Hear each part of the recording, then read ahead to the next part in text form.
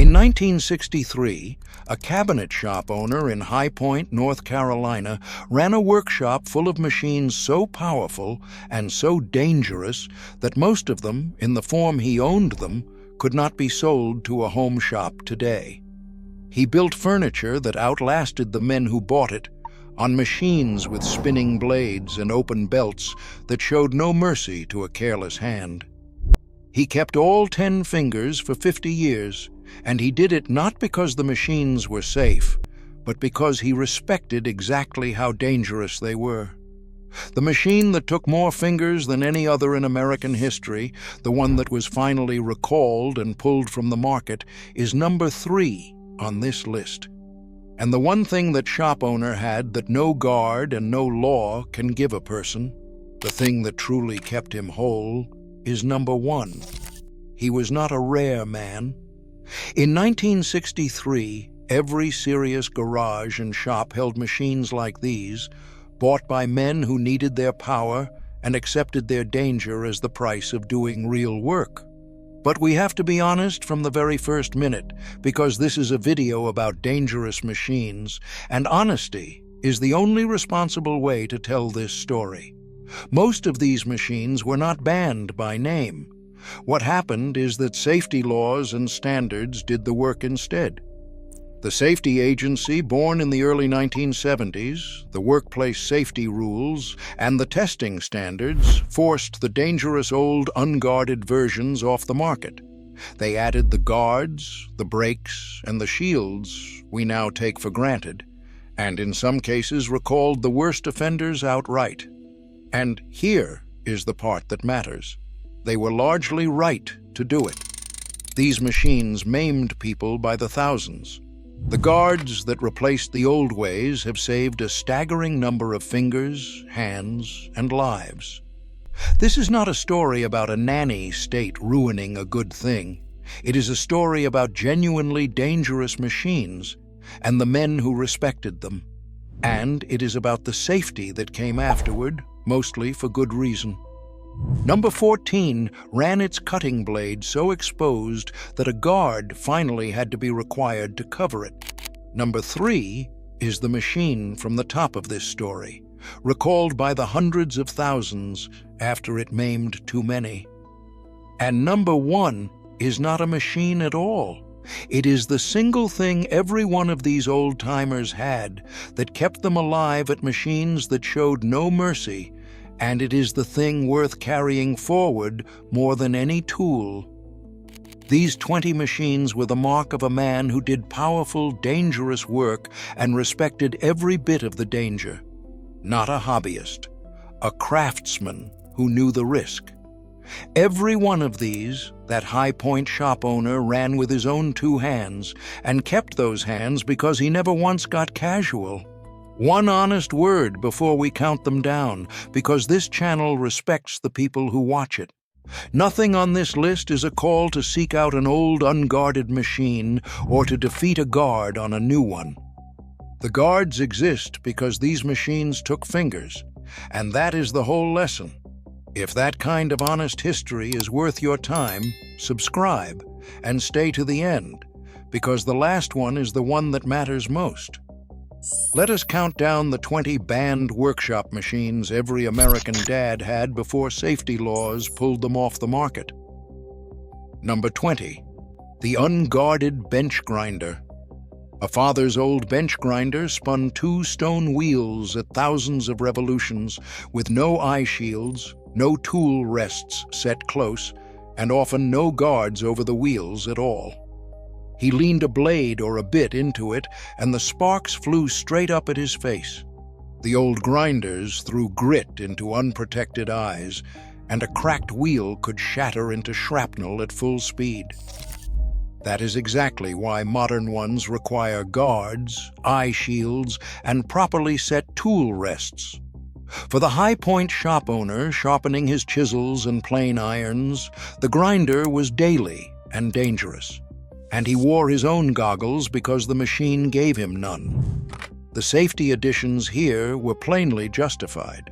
Not a machine that protected you, a wheel you had to protect yourself from. Number 19. The old wood shaper with no guard. The wood shaper spun a cutter at enormous speed to mold the edge of a board, and the early ones ran that screaming cutter almost fully exposed. A shaper has always been among the most dangerous machines in any wood shop. The old unguarded ones fed many a hand into the screaming cutter in a fraction of a second. Modern shapers carry guards and hold downs the old ones never had, and the change saved fingers. For the shop owner shaping the moldings on his furniture, the shaper demanded total attention every single second it ran, and he fed it with a jig and never his fingers. Not a machine that forgave a slip, a cutter that never gave one back. Number 18. The chainsaw with no chain brake. Before the chain brake, a father's chainsaw was a screaming chain with nothing to stop it if it kicked back into his face. When the tip caught wrong, the saw threw itself up and back in an instant, straight at the man holding it. There was no brake to catch it. The modern chain brake and the anti-kickback chain were added precisely because these saws killed and maimed so many, and they are among the most important safety additions in the history of tools. For the shop owner clearing timber off his lot, the old saw demanded a grip and a stance that never relaxed for a moment, both hands locked and braced. Not a saw that saved you from a kickback. A chain you alone had to control. Before we go on, I made something special for you. A guide for men like us who still believe a man should be able to fix his own home. It's the forgotten handyman secrets, the old-fashioned repair tricks our grandfathers used to fix anything around the house and keep it running for life. But these skills are disappearing fast, and once they're gone for good. Don't pay a repairman ever again. Scan the QR code on screen or click the link below. Go ahead, I'll wait right here. Number 17. The jointer with the old-style guard. The jointer ran a block of spinning knives just under the surface where a father pushed his wood, and the old ones guarded those knives poorly or not at all. A hand that slipped off the end of a board dropped straight onto the spinning knives. The jointer took the fingertips of countless woodworkers this way. Modern guards cover the cutter far better than the old spring flap ever did, and push blocks keep hands away entirely. For the high-point shop owner facing a board flat for a cabinet door, the jointer was a machine he fed with push blocks, never with bare fingers. Not a machine that guarded the knives you had to guard against. Number 16. The table saw with no riving knife. The old table saw ran its blade with no riving knife behind it, the piece of steel that stops a board from pinching and rocketing back. Without it, a board could bind on the blade and fire back at the operator faster than the eye could follow. That kickback broke ribs and drove hands into the spinning blade. The riving knife requirement was added to new saws precisely because this kickback maimed so many people, and it is one of the most effective safety features ever required. For the shop owner ripping stock all day, the old saw demanded a push stick, a stance well out of the line of fire, and total, unbroken respect. Not a saw that caught the kickback. A blade you had to outthink. Number 15. The lead melting pot. A father who cast his own sinkers, bullets, or Babbitt bearings kept a pot of molten lead going, often over an open flame in a closed garage with no ventilation. The lead fumes and the splash of molten metal were hazards nobody warned him about. The lead dust and vapor did quiet harm over the years. We understand lead poisoning now in a way that era did not, and the casual home melting of lead is treated with far more caution today for good reason. For the shop owner casting his own drawer pulls and bearings, the lead pot was useful and genuinely hazardous in ways he only half understood at the time. Not a task without a cost, a metal that harmed you slowly. Number 14. The band saw with the blade wide open. This is the machine whose exposed blade a guard finally had to cover. The old band saw ran a fast steel blade in a continuous loop, and the early ones left far more of that blade exposed above the work than any modern saw allows. A hand that slipped while feeding a curve went straight into a blade that never stopped and never flinched. The adjustable upper guard that drops close to the work was added and required precisely because the exposed blade took so many fingers. For the high-point shop owner cutting curved chair parts all day, the band saw demanded the guard be set low and the fingers kept wide of the line. Not a blade that covered itself. A loop you fed with great care. Stop the count for a moment, because we have to be clear about what really happened to these machines and why. There was no single law that lined these machines up and banned them. What happened was slower and, honestly, largely wiser than that. A federal safety agency was created in the early 1970s to regulate dangerous consumer products. Workplace safety law arrived at the same time to protect people on the job. Testing standards were written and revised, requiring guards on blades, brakes on chains, shields on wheels, and riving knives behind saws. And when a machine proved too dangerous even for that, it was recalled. The radial arm saw is the clearest case.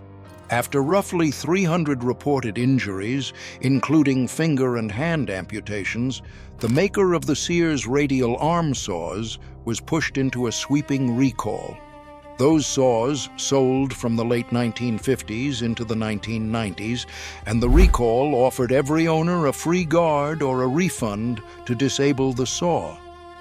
Here is the honest truth at the center of this list. These machines were not victims of overreach. They were genuinely dangerous, and they hurt people in enormous numbers. The guards, brakes, and recalls that followed have saved a staggering number of hands and lives. The old-timers were not safer than us. They were simply more careful because they had to be, and many of them still got hurt. Number 13, the drill press with no chuck guard. A father's drill press spun an exposed, toothed chuck at the top of the bit. A loose sleeve or long hair caught in it would pull a person into the machine in an instant. The old presses ran that spinning chuck completely open. Modern machines add chuck guards and warnings the old ones never carried because the spinning chuck caught and injured so many. For the shop owner drilling all day at the bench, the press meant rolled sleeves and no gloves. Nothing loose ever came near the spinning spindle, and he learned young to take off his watch and ring. Not a machine that kept your sleeve out. A spindle you kept yourself clear of. Number 12. The solvent parts washer with dangerous chemicals. A father cleaned his greasy parts in a tub of solvent that, in that era, was often benzene or carbon tetrachloride. Chemicals we now know cause cancer and organ damage. He washed parts bare-handed in a closed garage. He breathed fumes nobody had told him were poison.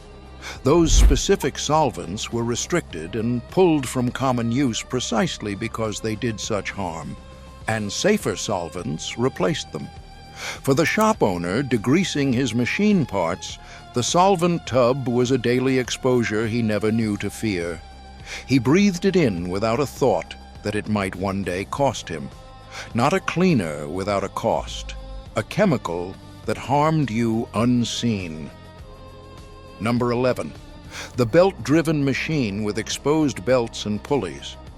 Many an old shop ran its machines off open, exposed belts and spinning pulleys, sometimes a whole line of them driven from one motor. A sleeve, a rag, or a hand that strayed into a running belt was pulled into the pulley before a man could even react. Guards over belts and pulleys became standard because the open drives caught and crushed so many hands and arms. For the shop owner running his whole line of machines off one motor, the open belts were a danger he walked past carefully 100 times a day. He taught every new hand to give them a wide berth, not a drive that stayed clear of you, a belt you stayed clear of. Number 10. The old circular saw with no blade guard. The early portable circular saw spun an exposed blade with no retracting guard to cover it between cuts. Set down still spinning or lifted mid-cut, that open blade met whatever it touched. A leg, a cord, a hand, it did not matter.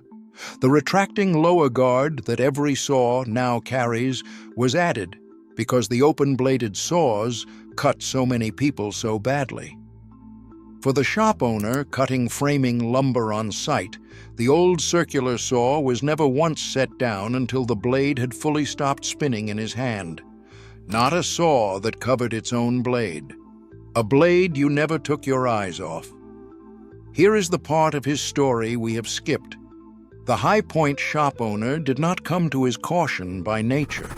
He learned it as a boy in the early 1940s in his own father's shop, the day he saw what carelessness costs. His father was ripping a board on an old saw.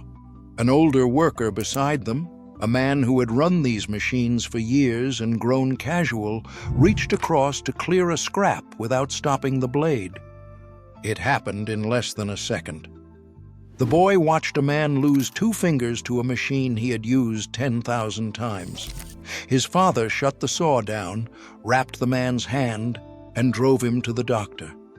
On the way back, he said the thing his son never once forgot. Skill is not what keeps you safe, son. Respect is. The day you stop being a little afraid of it is the day it takes something from you. The boy carried that into 50 years of his own and never once let a machine become routine. And that respect, the thing beneath every guard and every rule, is number 1. Number 9. The wood lathe with no guarding and loose practice. A father's wood lathe spun a block of wood at high speed while he pressed a chisel against it, with nothing between him and a piece that could fly apart. A poorly mounted blank or a sudden catch could throw wood off the lathe at tremendous speed. It came straight at the operator's face and chest. Modern practice adds face shields and guarding that the old shops never used because flying blanks and catches hurt so many turners. For the High Point shop owner turning a table leg, the lathe demanded a face shield he had to buy and wear himself because the machine offered none. Not a machine that shielded your face. A blank you shielded yourself from. Number 8. The powder-actuated tool without training rules. A father drove nails into concrete and steel with a powder-actuated tool, a device that fired a fastener with an actual gunpowder charge like a firearm. In careless hands, it could fire a fastener clear through a wall, or worse. The early ones came with few of the training and safety requirements they carry now. Today, these tools require training and licensing precisely because they are, in effect, a firearm, and the rules exist because people were seriously hurt. For the shop owner fastening a ledger to a concrete wall, the powder-actuated tool demanded the same respect as a loaded gun. That is very nearly what it was. Not a tool you used casually, a charge you treated like a bullet. Number 7. The air compressor with no safety relief. A father's shop compressor built pressure in a steel tank, and the old ones sometimes lacked the safety relief valve that bleeds off dangerous overpressure. A tank that rusted from within and kept building pressure with no relief could rupture with the force of a bomb. The required safety valves and tank standards came because failed tanks caused catastrophic, deadly explosions. For the shop owner running his air tools and sprayers, the compressor was a tank he drained of water every day. He watched it for the rust that could one day burst it. Not a tank that relieved itself. A pressure you had to respect. Number 6, the metal cutting shear and break with open pinch points. A father who worked sheet metal ran shears and breaks full of open pinch points where a hand could be caught and crushed or cut in an instant. The old machines left those points wide open, trusting the operator entirely. Modern versions guard the pinch points and add controls that keep both hands clear, because the open machines took fingers and hands. For the shop owner bending and cutting sheet metal for a job, these machines demanded he know exactly where both his hands were at every single moment. Not a machine that guarded the pinch, a point you kept your hands out of. Number 5, the tool run without a guard because the guard slowed you down. Here is a hard truth the old-timers would admit. Many a father removed what guards his machines did have because the guard was clumsy and slowed the work, and he trusted his own skill instead. This was the most dangerous practice of all, and it is exactly what the safety standards later made much harder to do. A guard removed for speed is a finger offered up for it, and the old shops learned that lesson in blood. For the shop owner tempted to pull a guard for a faster cut, the wise ones left it on, and the honest ones will admit they did not always, and paid for it. Not a guard worth removing, a shortcut that cost fingers. Number 4, the homemade or modified machine with no safety at all. A father short on money often built his own machine, a table saw from a motor and a blade in a wooden table with no guard, no riving knife, and no standard behind it. These shop-built machines did real work and carried real danger, engineered by need rather than safety. The whole system of standards and testing exists precisely because homemade and uncertified machines had no safety margin at all. For the shop owner who built his own table, saw from a motor and a scrap of steel, the homemade machine was a tool and a gamble at once. There was no standard behind it at all. Not a machine anyone had tested, a risk he built himself. Number 3, the recalled radial arm saw, the machine that maimed the most.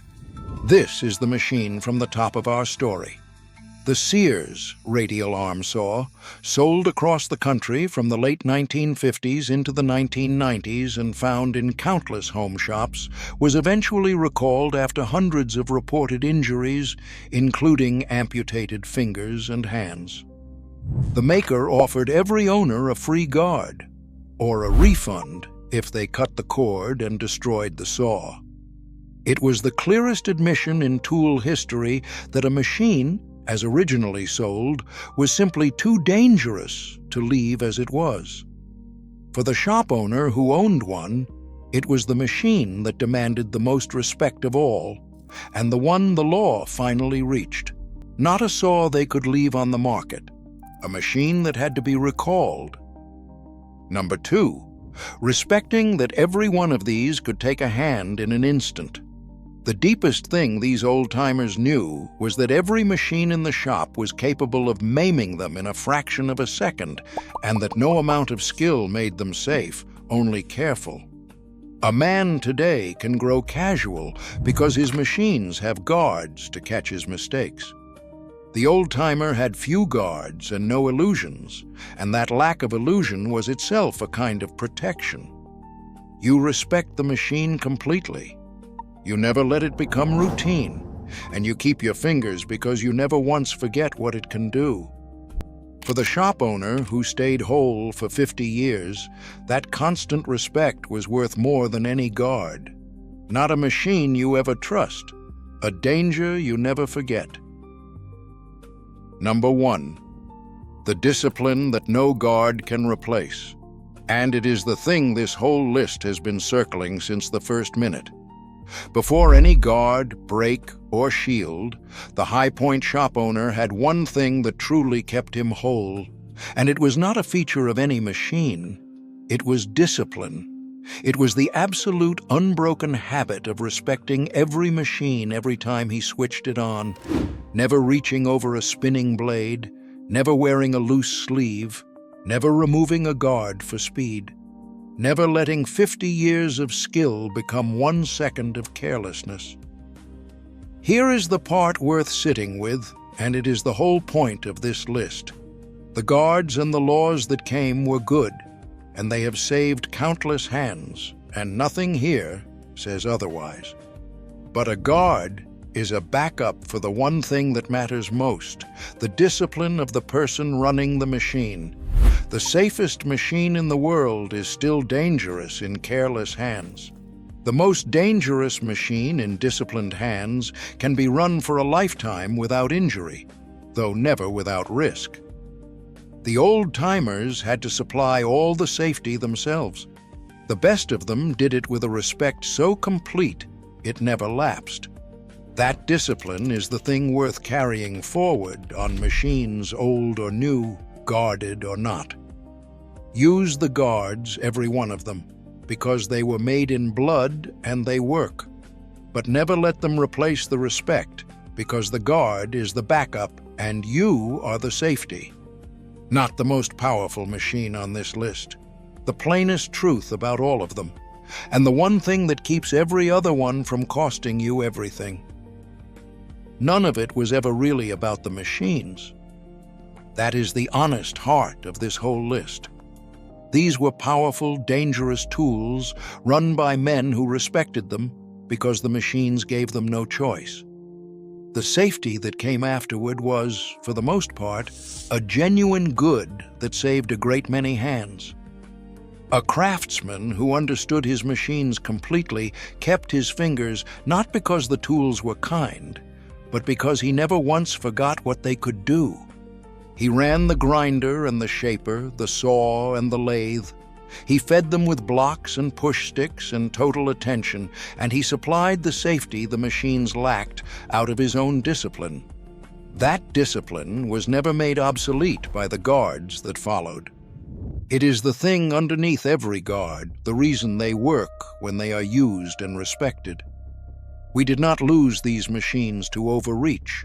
Most of them we improved, and we were right to, and the worst of them we recalled, and we were right to do that too.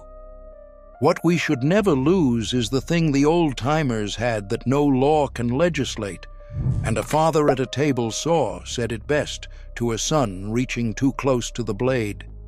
The saw does not know it is your hand, son. It only knows what you feed it, so you be the one who decides.